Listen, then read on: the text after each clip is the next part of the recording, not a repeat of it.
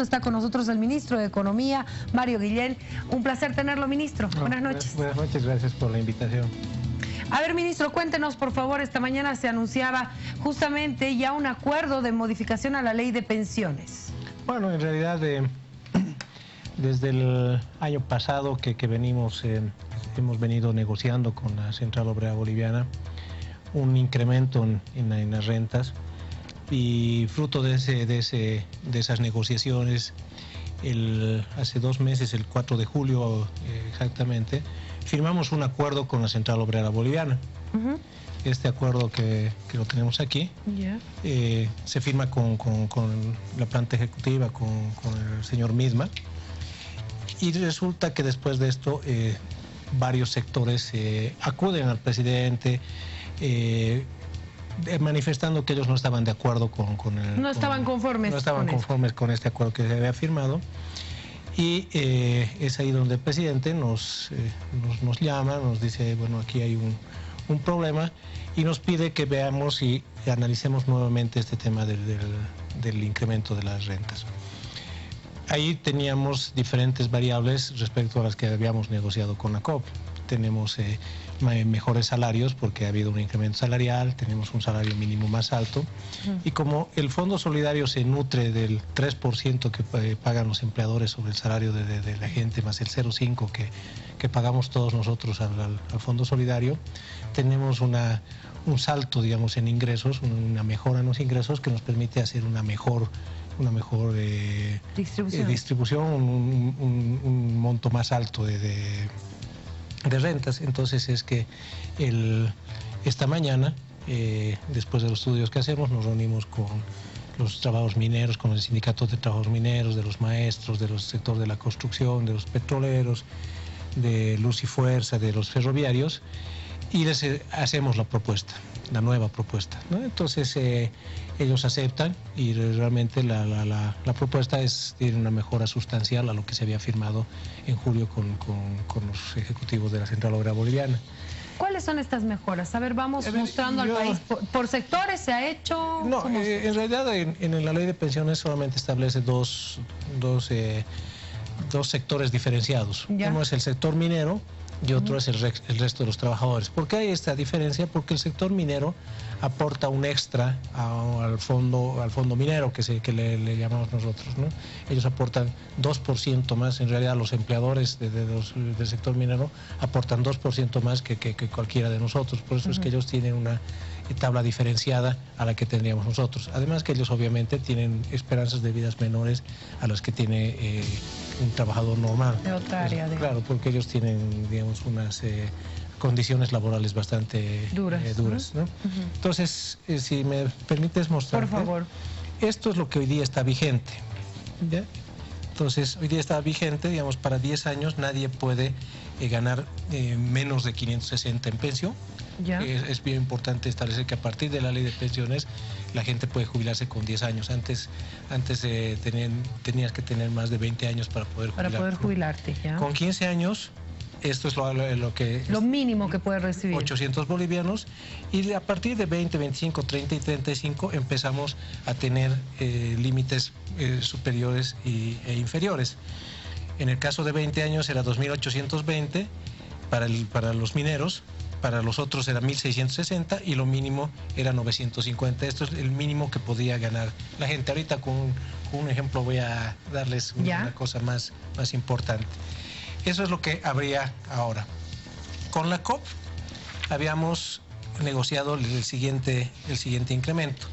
En el límite superior de los mineros, a 20 años le subíamos 180 bolivianos en la pensión.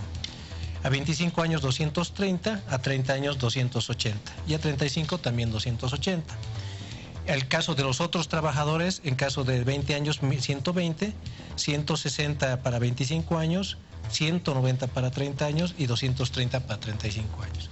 Y en los inferiores, que es lo mínimo que uno puede ganar, era 70 bolivianos para 20, 90 para 25, 100 para 30 años y 120 para 35. ¿Y qué es lo que hoy día hemos aprobado? Si podemos ver los dos cuadritos para que veamos la diferencia. A ver, vamos a mostrar los dos. Tenemos que en el caso de los mineros a 20 años, tenemos 180 lo de la COP y tenemos 420. Eso es el acuerdo de hoy. Este es el acuerdo de ya, hoy. Perfecto. Tenemos más 420. Vale decir casi el doble más del doble de lo que habíamos acordado con la Central Obrera Boliviana. En 25 años para el sector minero tenemos más 710 y con la Central Obrera tendríamos 230. Y cuando él tiene 30-35, 1000 bolivianos. Y con la Central Obrera habíamos acordado 280, vale decir que les hemos podido dar 4 veces más de lo que se había acordado con los ejecutivos. Y para los otros sectores tenemos para 20 años 340, superior a los 120 que hemos acordado con la COP. 25 años también 340, superior a 160 que habríamos aprobado con la COP.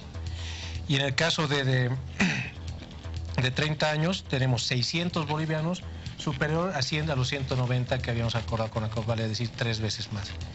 Y a 35 años tenemos 1000 bolivianos, superior a los 230 que habíamos aprobado, o sea, vale decir 4 veces más. Entonces, si ustedes se dan cuenta, hay realmente un aumento sustancial, mucho más elevado del acuerdo que se hizo con el Comité Ejecutivo de la COP y el acuerdo de esta mañana con las diferentes confederaciones. Ahora, ¿cómo esto impacta en un jubilado, en una persona? Eso es importante, me gustaría mostrarte este ejemplito. Por ejemplo, un maestro, y estos son datos reales, no son... un maestro... A ver, la situación de mucha gente, ¿no? Este es un maestro que gana 5.999. Referente al salarial, dice, sí, ¿no? Ese es su salario promedio de los últimos 24 meses. Ya. Entonces esta persona tiene 5.999. Como está ahorita la ley, tenemos hasta 3.200 cuando tienes 35 años. El límite superior. El límite superior. Entonces, si se hubiese jubilado esta persona sin que nosotros hubiésemos emitido la ley 065, se hubiese solamente jubilado con 583 que le corresponde a lo que aportaba el anterior sistema, más 627 que es lo que ha ahorrado en su cuenta individual. Con la nueva ley como está ahorita, si no lo hubiésemos modificado, el Fondo Solidario le hubiese dado 1.990 bolivianos a este maestro. Esa sería su jubilación. Y él llegaría a una jubilación de 3.200, inferior al 70% de estos 5.999. Vale decir más o menos casi el 53-54% se jubilaría este maestro como están ahorita los límites. Con la modificación que hemos hecho, hemos subido este monto hasta 4.200. Vale decir que este maestro, su referente salarial, el 70% de su referente salarial son 4.200 y el Fondo Solidario en vez de los 1.990 bolivianos le va a dar 2.990 bolivianos por mes a este maestro. Y este maestro va a recibir una renta de 4.200. Vale decir que le hemos incrementado el 31% de lo que recibiría en este momento este maestro. Eso es lo que quería que lleguemos. O sea, dando números y haciendo por sectores es a veces complicado para la gente en casa decir, pues yo gano tanto, ¿cuánto tengo que aumentar? ¿No? ¿Cuánto voy a recibir ahora? ¿Cuál es el porcentaje que un jubilado ahorita en casa con estas modificaciones tiene que hacer su cuenta? Yo recibo, por decirle, ¿no? 1.500 bolivianos, ¿no? Ahora, a esto tengo que aumentarle ¿cuánto por ciento para saber que estas modificaciones lo van a beneficiar? Bueno, en realidad lo que establece la ley de pensiones es que nosotros tenemos que ir aumentando con lo que le mostraba del Fondo Solidario. Entonces, la idea es que a los que menos ganan les podemos ayudar. Entonces, ahorita, si una persona gana menos de 6.000, que estamos hablando casi el 85% de los trabajadores que ganan menos de 6.000, van a poder jubilarse si han trabajado 35 años con el 70% de su salario. ¿Esto es para las futuras jubilaciones? Bueno, a los que hoy día están jubilados también les afecta. ¿Por qué? Porque, digamos, si este maestro se hubiese jubilado, digamos, en marzo, entonces él estaría recibiendo 3.200. Ya. Pero como hay esta modificación también le va a beneficiar. Le va a beneficiar. Entonces, si este maestro se hubiese jubilado en marzo, hubiera estado recibiendo 3.200, marzo, abril, mayo, julio. ¿A los que se han jubilado hace muchos años también? También, o sea, la cosa, todo depende del referente salarial, que obviamente se actualiza, se saca el 70% y si está en los rangos le vamos a subir también. Entonces esto no solamente beneficia a los que se van a jubilar, sino a los que están jubilados, porque con esto le estamos mejorando a todos. Entonces como sube el límite, le sube para todos, ¿no? Ahora, usted me daba un porcentaje de 31%. ¿Ese es el porcentaje que tiene que manejar más o menos la gente? No. Esto en realidad, este 31% es, si él se hubiese jubilado en marzo, digamos, o antes de la ley, 3.200. Ahora con 4.200... Esa es la diferencia. La diferencia de 4.200 son 31% de diferencia. Lo que quiero es ayudar a la gente en casa, que puedan ellos hacer su propio cálculo. Es decir, yo gano esto y con esta modificación va a mejorar en tanto. Eso es lo que quiero ayudar a la gente. Lo que pasa es que un poquito, digamos, hay que entrar al caso particular de la gente. O sea, generalizar no siempre es bueno, pero lo importante de esto es que si una persona gana menos de 6.000 bolivianos, va a poder jubilarse con el 70%, garantizado. Entonces, si gana menos de 6.000 bolivianos, se va a poder jubilar con el 70%. Gracias a esto. Si gana más de 6.000... Si gana más de 6.000, hay que ver cómo ha sido su historia laboral y demás, y nosotros vamos a poder aumentarle a esta persona hasta los 4.200. Tal vez haya gente que no pueda llegar al 70%, pero se va a ver beneficiada porque va a haber un monto más grande de fracción solidaria para ellos.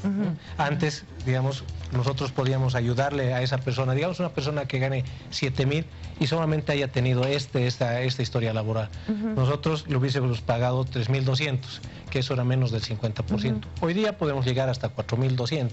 Entonces, lo que le estamos dando a esa persona es una fracción solidaria más alta. Tal vez no lleguemos al 70%, pero la fracción solidaria que le va a pagar el Fondo Solidario va a ser mucho más alto y digamos, su jubilación se va a acercar más al 70%, ¿no? Vuelvo entonces al tema de quienes ya están jubilados y se va a hacer estas modificaciones. ¿Cuándo ellos van a conocer, cuando ya les paguen, se va a ver ya esa diferencia? ¿En cuánto tiempo? Bueno, en realidad lo que nosotros el lunes estamos mandando esto a la Asamblea. Esperamos que hasta fin de mes, a mediados del siguiente mes, esté aprobado. Y una vez que hagamos eso es donde nosotros podemos hacer los reajustes en función de los datos que tenemos de la gente. O sea, de los jubilados, eso va a ser muy rápido. Obviamente tienen que venir a firmar un nuevo contrato, pero va a ser muy rápido porque nosotros tenemos ya el dato, entonces vamos a ir actualizando estas pensiones a la gente, ¿no? Bueno, es una buena noticia para los jubilados, entonces, para los jubilados. Y para quienes se van a jubilar también. Para quienes se van a jubilar. Yo creo que ha sido un esfuerzo, realmente hemos hecho varias corridas, varios escenarios con el presidente para que podamos llegar a beneficiar a la gente, siempre precautelando el tema de sostenibilidad. Eso decía el presidente, que esto tiene una sostenibilidad de 28 años. 28 años aproximadamente. Claro, lo que nosotros hacemos es que una generación completa esté garantizada su pensión. El tema de pensiones es un tema complicado porque las variables demográficas van variando en el tiempo. La gente a veces vive más, la gente tiene más hijos, a veces se casa más tarde. Todo ese tipo de cosas van influenciando en el tema de pensiones. Entonces, cada cierto tiempo uno tiene que ir ajustando las fuentes de ingreso de pensiones para que vos puedas ir cumpliendo, digamos, las expectativas de la gente, ¿no? Bueno, ya que estamos hablando de jubilación, hablemos de la gestora pública. El 15 de septiembre debería iniciar operaciones según el decreto supremo. ¿Estamos listos? Bueno, en realidad estamos esperando el informe del gerente de la gestora.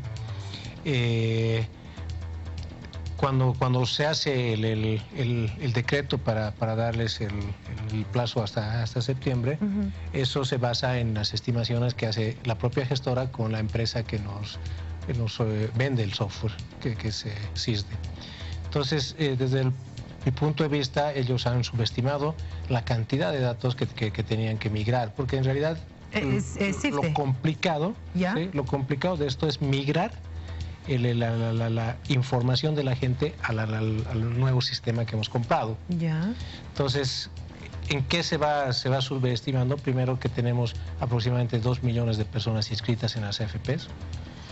Y a eso sí nosotros le sumamos que son casi desde el año 97, aproximadamente 20 años de historia laboral de las personas y mensual, tenemos pues una cantidad impresionante de datos. Pero a eso también hay la dificultad de que Futuro de Bolivia tiene un software,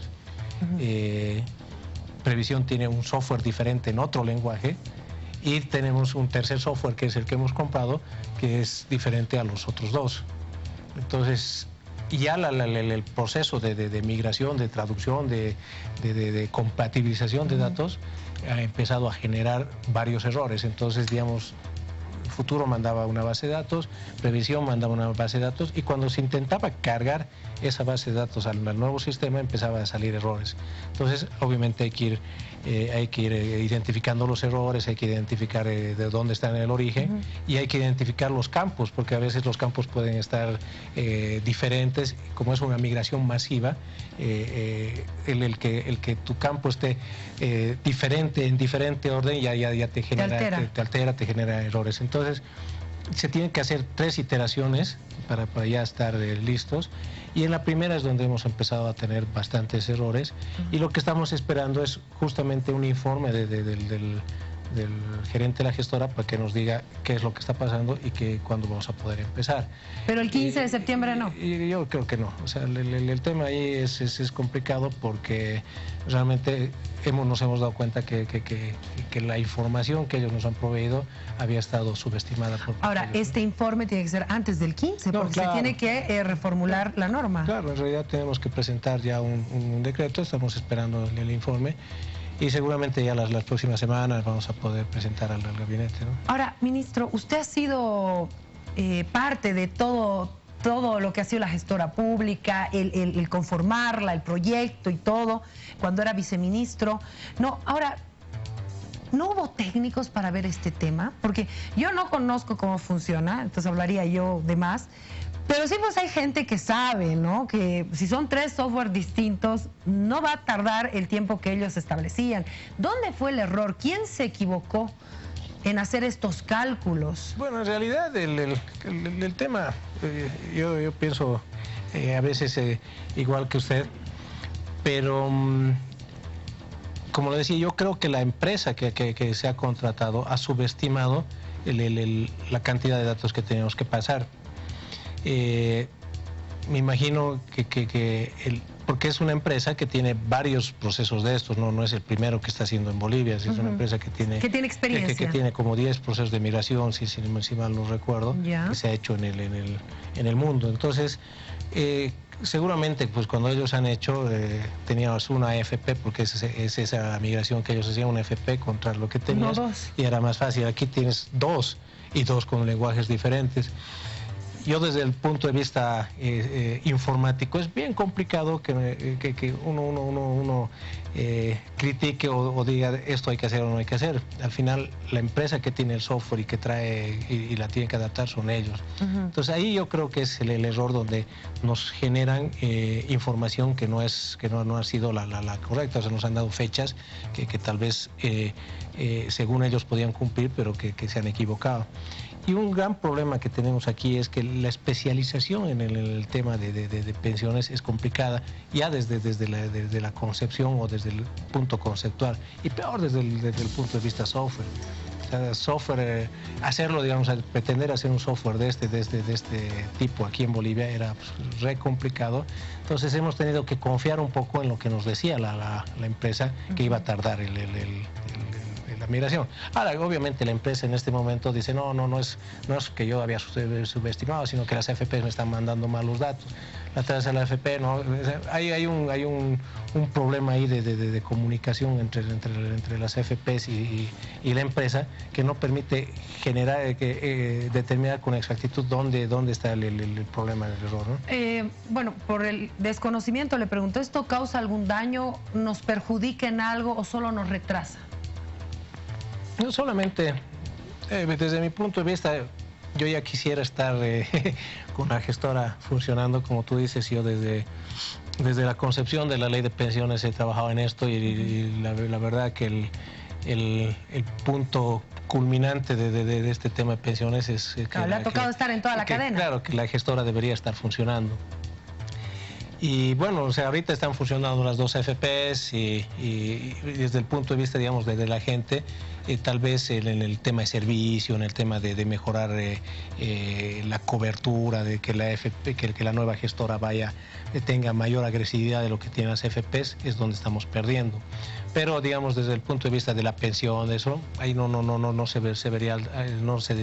está alterado porque las AFPs están funcionando normalmente. Entonces, ¿dónde está el gran problema? Es que nosotros ya quisiéramos tener el manejo de esto para darle mejor atención a la gente y además para que las utilidades que generan estas AFPs no se salgan afuera, porque lo que dice la norma es que la gestora también va a generar utilidades y una vez que ya haya pagado todas las inversiones y demás, esas utilidades van a pasar al Fondo Solidario. Entonces, ahí desde ese punto de vista tal vez estemos teniendo problemas, que no es en respecto a la cantidad de dinero que ahorita tiene el Fondo Solidario, no es significativo, pero que deberíamos ya estar funcionando, ¿no? Entonces, Ministro, quiero aprovechar también, a mí me encanta aprovechar cuando viene usted, pero el tema de Achacachi y el congelamiento de las cuentas, ¿se han congelado todas las cuentas del municipio?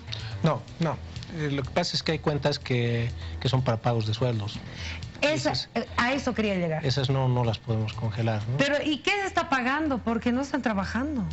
Bueno, ese ya es un tema de... ¿Y qué pasa en ese caso? O sea, lo que pasa es que ya la gestión con los alcaldes ya es un tema en el cual nosotros no podemos meternos. ¿Qué es lo que nosotros hacemos? Es que en ciertas circunstancias se congelan las cuentas, pero no podemos agarrar, digamos, que porque un error administrativo del alcalde que no mande, digamos, sus estados financieros, congelemos la cuenta y los dejemos sin sueldo a todos los... Ya, o sea, esta cuenta que paga salarios sigue funcionando. No, esa puede seguir pagando. O sea, se le está pagando salarios a todos ellos. O sea, si es que se están generando las planillas, eso no sé. Pero está ahí el tema para que se pueda pagar a quien está trabajando, obviamente. Lo que se congela es todo lo demás que los alcaldes... para pagar proyectos, para hacer inversiones y demás, eso no pueden tocar porque esas cuentas están congeladas, ¿no? Claro, lo que nos preocupa y mi interrogante es, el alcalde sigue generando, o sea, sigue ganando su sueldo, secretarios, concejales que no sé dónde estarán porque no se les vio la cara a ninguno, creo, también están recibiendo su salario todos y no se mueve ese municipio. Entonces, ¿qué se podría hacer para precautelar eso? Porque uno trabaja, sigue el conflicto y ¿qué nos importa? Esta es una situación muy sui generis la que está pasando en Achacachi, porque, digamos, este tema del congelamiento de cuentas no se ha preveído para este tipo de conflictos o para cuando no trabajen, ¿no? Claro. En realidad, el congelamiento de cuentas pasa por otras infracciones que uno le congela las cuentas al alcalde, pero lo está presionando para que le empiece a presentar todo lo que tiene que presentar. En cambio, en este caso, ya el entrar a la gestión misma ya es medio complicado porque en algún momento tendrá que los concejales o las autoridades rendir cuentas, ¿no? Porque de qué están haciendo con eso. Si tú no vas a trabajar, tienes pues un registro, ¿no? O sea, todos marcamos el biométrico, tienes el registro del libro. Me imagino que eso lo ve el Ministerio de Trabajo, ¿no? No sé si el Ministerio de Trabajo, pero alguien tiene que mirar este tema. O sea, claro. Yo me imagino, como son entidades autónomas, tienen sus mecanismos de control. Entonces ahí ellos mirarán, pero también hay que determinar si es que se han pagado bien o no los sueldos, ¿no? Esto va a afectar este conflicto, ¿no? Porque hay sectores, como hoy día lo decía Patricia Vallivian, que Lácteos Bol, por ejemplo, va a paralizar operaciones y ha dado cifras importantes de lo que estaría sucediendo con pérdidas por esto. Claro, lo que pasa es que Achacachi es una población que tiene el tema de las plantas del CEDEM, las plantas procesadoras de leche. Entonces, la gente que produce leche tiene que ir a venderla. Exacto. Ahora, si no le dejan, lo bloquean y demás, estas personas se están viendo perjudicadas porque no la están pudiendo vender. Hay un sector muy grande de transportistas también que no están pudiendo hacer su trabajo normalmente porque tienen estos bloqueos y demás. Entonces, desde el punto de vista económico, se está parando el municipio y Y el departamento. Claro, el municipio principalmente. Ajá. Y a veces esas paradas tan largas como estas, ya es difícil recuperar. Son tres semanas que están 3, 4 semanas. Y si vos eres transportista y no has ganado, no has tenido el ingreso de cuatro semanas, no vas a poderle pagar al banco. Después ya lo que generes vas a tener que pagar al banco y siempre vas a tener desequilibrios, que eso es lo que no está evaluando la población de Achacachi, cuando la solución no está dada por estos bloqueos, la solución está en los mismos estatutos o en la misma normativa, que es si ellos consideran que este alcalde está haciendo malos manejos y demás, tienen la posibilidad de revocarlo y después iniciarle un juicio por todo lo mal que haya hecho, ¿no? Pero el tema no pasa por bloquear, porque por bloquear no podemos meterlo a una persona presa, digamos, ¿no? Ministro, muchísimas gracias por haber estado con nosotros. Siempre un placer tenerlo en Todo a Pulmón. No, muchas gracias a usted, pues, y siempre prestos a venir.